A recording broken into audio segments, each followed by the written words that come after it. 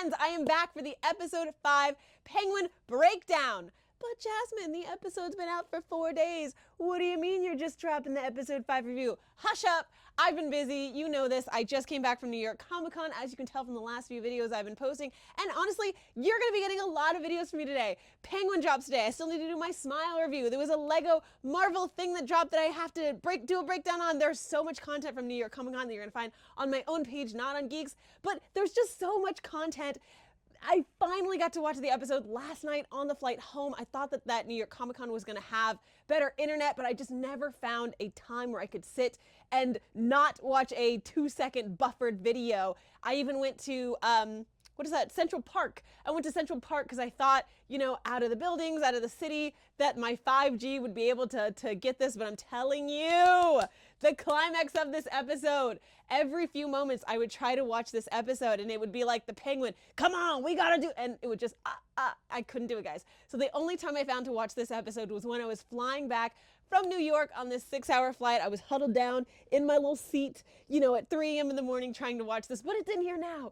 We're here. I've got the knowledge. I'm with you. So let us talk about it. Let us talk about it. And the great thing is it's been out 4 days. Spoiler galore. We can just literally talk. We don't have to worry about those people. So this is a spoiler-filled episode of The Penguin. You and me here now.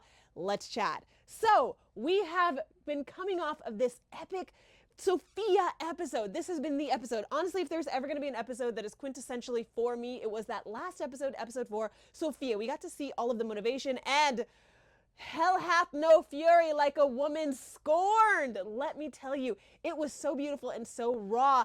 I gave you all my impressions on that, and I think you guys can agree with me. That episode truly solidified not only Sophia, but it made us understand why Sophia had to really be a man. She was living in a patriarchal society where her brother was going to be, despite all of his ignorance and his flaws and his playboy attitude, he was going to get the crown, the Falcone crown.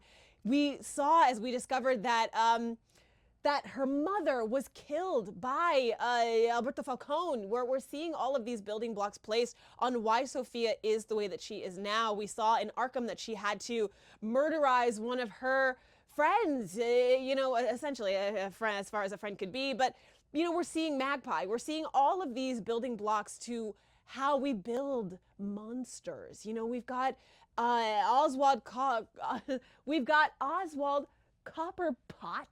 God, so many words. I've been waiting to talk about this so long that the words are struggling to get out. But we have Oswald, who is born from a mother who constantly, I mean, he knows that he is deformed. He knows he's not as beautiful as a man can be, and all of these successful men around him. And then he's got his mother who is manipulating him and showing him that, you know, in order to be a good man, you have to take care of your mother. That's what, and that's like the Italian kind of manifesto, just to a negative degree, that you are not a good man unless you are taking care of your mother, who is mentally ill. And there really is, unless you are a trained professional, no, he cannot do it. He is so mentally and physically abused that we see these dynamics. And then you got Victor, the third of this trifecta, who's had everything taken from him, who watched as the Batman and the flood came and wiped out his entire family, and that a singular choice to do something wrong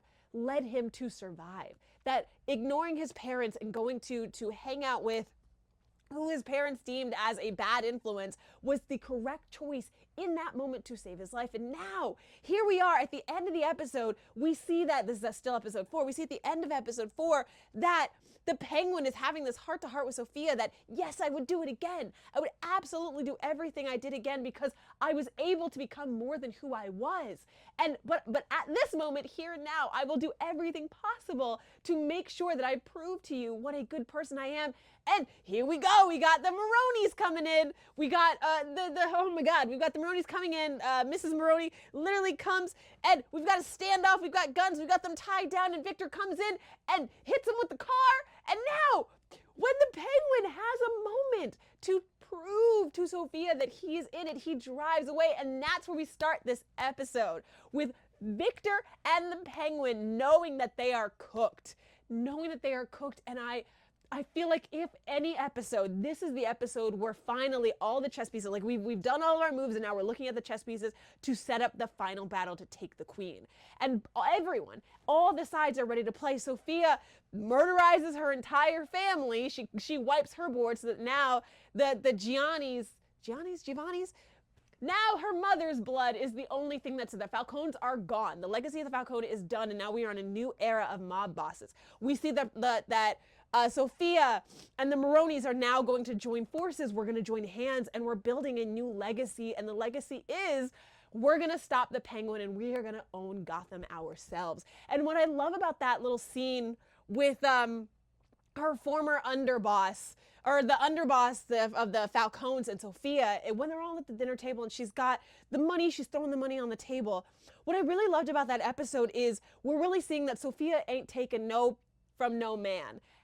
If you are a man and you are really, and I think she probably would have done it to a woman too, but it's very clear that she will not tolerate any man stepping on her voice anymore. And the underboss, who she saved, who she said, if you know, she had him down below, she was torturing him with the cold water in the cellar and told him, you know, if you want to survive, yeah, you told me that you could provide for me, that you could be the voice, that you could help me bring all these people. I'm going to agree to you until you serve your purposes. And the second you open your mouth against me, that you defy me, boom. I love that. Clear, concise, no hesitation, and it showed everyone else at that table that you're either with me or you are against me, because I'm not playing this anymore. I will not allow you guys to put me back in Arkham because I loved you. And that's the difference. It's Sophia knows that her love is so dangerous, that trusting people is dangerous, that believing in people is dangerous. But then on the flip side, on the flippity, we see Victor and Oswald, and Victor wanting so bad to be loved and to be accepted and to find family and to find purpose, that he knows that the one thing that Oswald needs is to know that the things that he cares about the most are taken care of. We know that. And so Victor sees that in his mother and says, you know what? This is my task. I'm going to make sure that despite anything, I take care of your mother, and I'm going to volunteer that. I'm going to be the one that steps forward and says, you know what, Oz, I got this. I have this, because that's the one thing that Oswald doesn't have. He doesn't have people in his circle that he can truly trust. And I love that we're seeing that foundation building. But I promise you, by the end of this season, Victor will betray him so bad that it debilitates Oswald. It puts him in such a negative. And I know that there's two sides. It's either that Victor ends up dying by the end of the season, and that's what puts him on this path of vengeance, because there's really no difference between the Penguin, between the Joker, between Harley Quinn, between Batman, all of these characters. It's that they are so deep, they have so much emotions, and that they are challenged by them. And even with Sophia, it's that Sophia loves so hard. I mean, we know that Batman is vengeance, but it's because he lost something so precious to him. Oswald is on this journey of redemption and elevation, because he has constantly been told that he isn't worthy of himself, of life, of his status, that he isn't worthy, and he constantly tries to prove that he is worthy. Victor has lost everything, and he constantly feels like everything he does is a mistake, that every choice he makes is not the right one, and now he's constantly on this path of proving, I can do it. I can be, that my choices are right. I know this. And every time he makes a move, it spirals, and we know as the audience member it's spiraling into something negative, but he sees it as a victory. He sees it as a win. He saved his boss. I drove the car away, but I was able to save my boss, and now I'm closer. And it's just beautiful to see all of these webs spiraling in such an eloquent way. And it's so funny to watch my videos back from the first episode, and I was like, I don't know, guys, I don't know if I'm gonna like this one. I don't know, this isn't really for me. But now that I've invested 5 episodes deep, I feel like I'm connected to this family, and I'm telling you, it was that Sophia episode that really dropped me down into this. But you know, we've killed off a lot of the Maronis. The Falcones are now gone. Victor, we're slowly starting to see that Victor and Oswald are building the iceberg. When they went down to the cellar, and he's like, this is where we're gonna do our base of operations for the shrooms. I was like, no, you're not. No, you're not. The bar's over there. The dance floor is over there. We're going to break that down over there. Look, you're building the iceberg lounge, my guy. Just say it. Just say it. Have the idea already. But I think that the episode is going to conclude with the iceberg lounge. They're probably like, and I think it'd be cute if it was Victor. If Victor was like, hey, man, I got an idea. what about a nightclub? I got the perfect idea because I'm freezing my butt off. The Iceberg Lounge. And he like pulls out a neon sign or something. Like he spent all of his money because he gets what, $1,000 a week or something from Penguin. I think it'd be really cute if at the end it's Victor's idea to build the Iceberg Lounge. Or maybe it's like in homage to Victor or something. I don't know. But I feel like it's got to be some sort of memory, a core, so that if and when down the line Batman gets introduced, Sophia ends up breaking it, there's more than just, I want this as a man who's going to have his own property or to have his own licensing. I want it because it's significant in the partnership and in the family that I'm building. Yeah. That's what I like. Anyway, this is really cool. I don't really have much to say about this episode because, again, I watched it super early in the morning, but I think this episode is one of those foundationary episodes it's going to build later on. All the building blocks, the players are there, the Maronis, Sophia, the Penguin. We got them all. We're ready to go. We're in this. I think the Penguin needs a few more allies on his side in order to really be ready to go because right now he's just got a bunch of underlings and Victor. I think we're missing one more key player in all of this that still needs to be introduced. So hopefully in the next few episodes we're going to get that. But I think that there's one more player that we're going to be introduced to soon. Probably Batman. Who knows? I don't know. But I think on the ground level there's one more, and I'm very excited to see who that is that's going to really tie this all together in a beautiful night. But that's all I have to say. That's it. I'm excited to talk to you guys more about it. Please talk to me in the comments. Let me know what you're excited about for the next episode. And you will see another video from me dropping later on today, my Agatha. Until then, friends, Romans, countrymen, I will see you guys for the next review. Stay classy. Los Angeles. Not San Diego, but Los Angeles. San Diego's fine too.